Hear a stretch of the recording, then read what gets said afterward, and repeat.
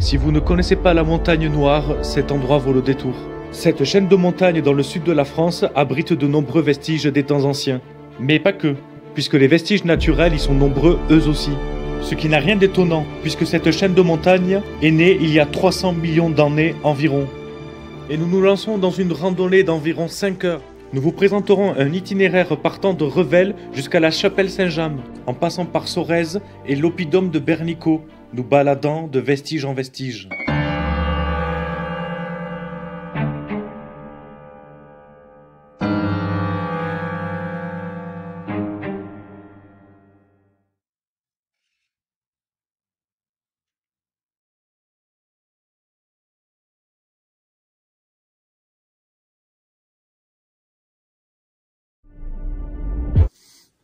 Non, c'est moi que je filme, j'ai dit qu'on a fait 11 000 pas.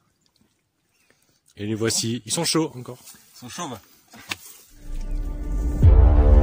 Après plus de 8 km dans les pattes, dont 40 minutes de montée, nous en arrivons enfin à notre première destination, l'oppidum de Bernico, qui nous offre une magnifique vue sur la montagne Noire. Stylé. Et à chaque fois que j'ai ici, je me dis putain, j'ai envie de continuer et d'aller jusqu'à là-bas.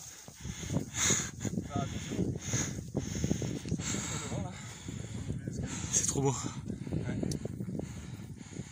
Donc là on rentre dans l'oppidum, tu dis selon toi? On est dans l'oppidum.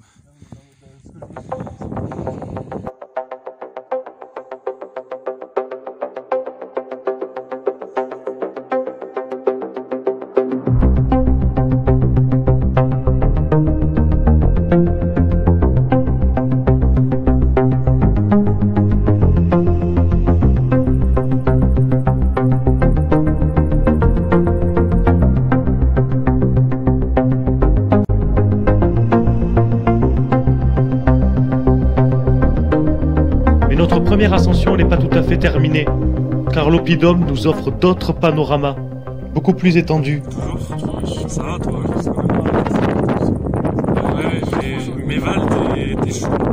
Il est endurant. Il est endurant ce jeune homme. Trop de pauses, c'est dur pour repartir. Ça va. C'est vrai, je vois ce que vous voulez dire, mais je trouve que ça va en fait une fois que c'est dur, genre les premières secondes, et puis après c'est bon. Ouais, oui. Ça dépend. Après, ça va pas de faire des pauses quand même. Ça dépend le dénivelé ensuite. Repartir, donc là c'est par là après. Ça permet de bien s'économiser quand même. C'est sûr que repartir c'est dur, mais après le reste.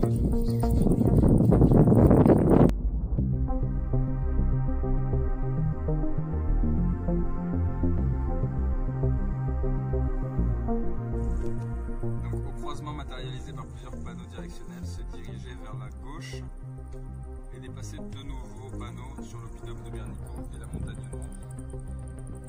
Ah oui, je dois être sur la montagne Noire. Suivez les 3 sentiers conduisant aux fouilles qui mettent en valeur quelques habitations médiévales. Donc je pense que c'est celui-là. Et ensuite rebroussez chemin. 5. Et ensuite faites-les maintenant tout droit sur le sentier qui, au niveau d'une petite clairière, fait place à un large chemin partiellement caladé. C'est-à-dire, dans une seconde clairière plus importante où se situe un croisement.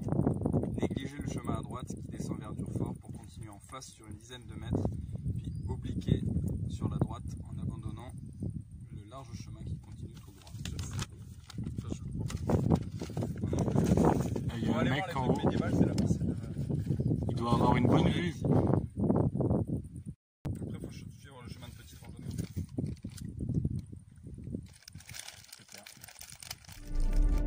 Enfin, nous voilà repartis. Nous continuons notre montée rocailleuse, et cette fois-ci, l'oppidum nous offre un nouveau panorama, et non pas des moindres, car celui-ci s'étend sur toute la plaine du Sorézois. Ça, du coup, c'est vu sur la commune de Sorèze. Sur la plaine du Sorézois. La plaine du Sorézois. Et en haut, nous aurons les premiers vestiges. Ensuite, on redescend. Les vestiges ne sont pas en haut. Les vestiges seront en bas. J'ai une pote qui disait: la montagne Noire, c'est pas des vrais randos comparé aux Pyrénées. Elle se trompe.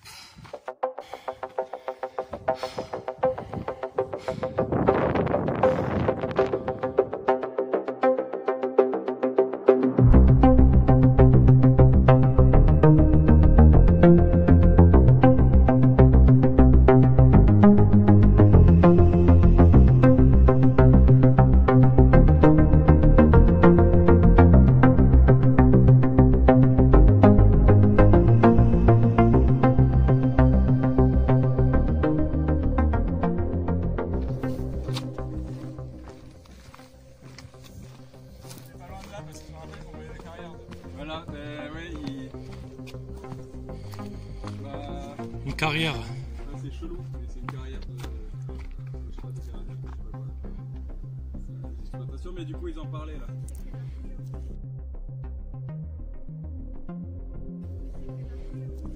Oui, en soi, c'est joli, mais c'est vrai que. Pour un bref rappel du contexte géographique, si on prend notre route depuis Sorèze, il nous a fallu une quarantaine de minutes en grimpant sur la montagne Noire pour arriver jusqu'à l'oppidum de Bernico, afin d'y découvrir les premiers vestiges. Une fois arrivé au sommet et juste avant de redescendre, avant de rencontrer les premiers vestiges, vous pourrez voir face à vous une carrière où on exploitait le fer, le plomb, du cuivre et de la pierre, depuis des centaines et des centaines de générations. Les chemins et les maisons que vous verrez dans quelques instants ont été bâtis à partir de ces pierres, à l'époque médiévale. Au XIe et XIIIe siècle, le fer a également été exploité dans des grottes naturelles de l'autre côté de la vallée, sur plus de 100 mètres de profondeur.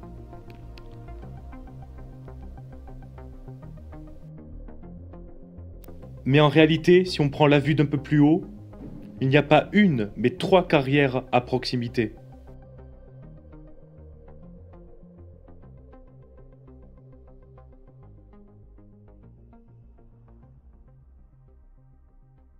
Première maison de vestige, aussi petite soit-elle, qui date du XIIe et XIIIe siècle. Et donc normalement on devrait en voir d'autres plus bas. Donc au croisement matérialisé par plusieurs panneaux directionnels, donc c'est celui-là, se diriger vers la gauche et dépasser 2 nouveaux panneaux sur l'oppidum de Bernico et la montagne Noire, c'est celui-là. Suivre les 3 sentiers conduisant aux fouilles qui mettent en valeur quelques habitations médiévales, et ensuite rebrousser chemin jusqu'ici. Au IIe siècle avant Jésus-Christ, de plus en plus de villes voient le jour dans le monde celtique. Certaines, devenues immenses, pouvaient avoir des rôles de capitale. D'autres étaient plus modestes. C'est le cas de Bernico. Il avait cependant des structures de défense très importantes. Bien que le site de Bernico est avant tout un oppidum, un site d'habitat fortifié à l'âge du fer, les lieux étaient occupés déjà depuis la préhistoire. Le site s'étend sur plus de 9 hectares. Base de maison d'habitation, adossée au rempart. Putain, il n'y a plus rien quoi. 12e, 13e siècle. On a parcouru le chemin, on a J'ai fait 15 000 moi, 16 000 même. C'est vrai, pourquoi? Parce que tu fais des petits pas, toi.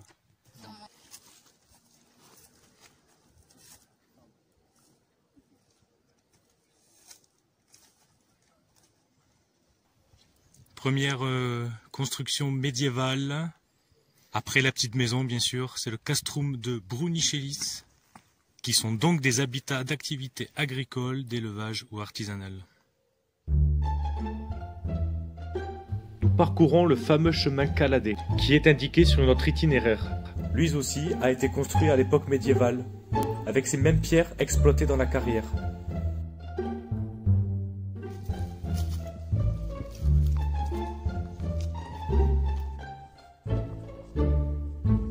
Ceci est un vestige d'une marmite de charbonnier. Et ici nous avons un curieux rocher qui soit a été taillé, on ne sait pas.